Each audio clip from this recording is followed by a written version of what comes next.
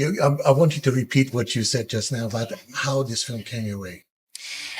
This film came my way via email. I got an email from Uwe that had the script in it, and he said, "Look, I'm making this movie. I want you to do it." And he was the first person to ask in a long time.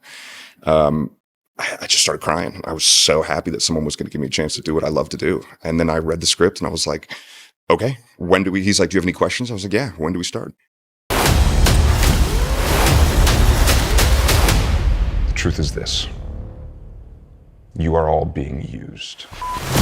It's a very intense film, and it tackles a lot of, I would say, geopolitical issues that are very poignant right now throughout most of Europe. Uwe would be able to tell you a lot more about it than I would, but it just seemed like something that he was extremely passionate about, and passion like that's always contagious. And I mean, there are directors that are also the DP and the cameraman on the set. And Yeah. does that make is there like a bond that's being formed? What's that like to work with someone who shoots his own film? He does. I mean, he has a great crew. He had, he brought his whole camera crew from Germany. So we had a great DP. We had all that stuff, but Uwe is extremely hands-on about everything that we did on the film.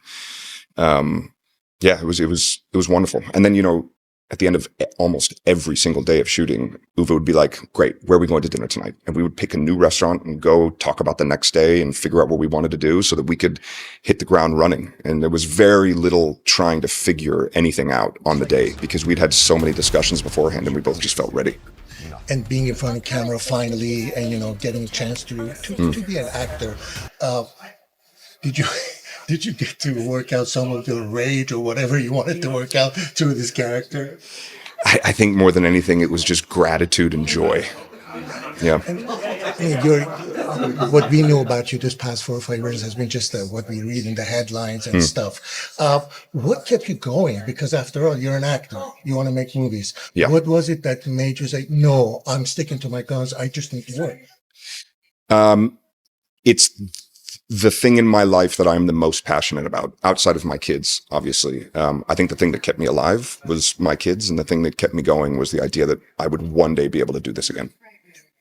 And what do you expect people to get from this movie? What is it that you expect all in general? Yeah, that's the great thing about this medium specifically is it's so subjective. So 10 people can watch this movie and each one of them will get something different. So I want people to go into it with an open mind and just get what they get.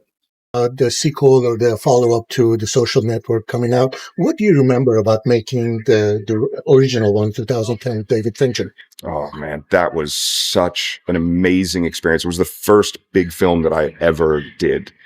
And maybe the biggest learning experience, or at least the steepest learning curve. Getting to work with a director like David Fincher and getting to say Aaron Sorkin's words, it doesn't really get much better.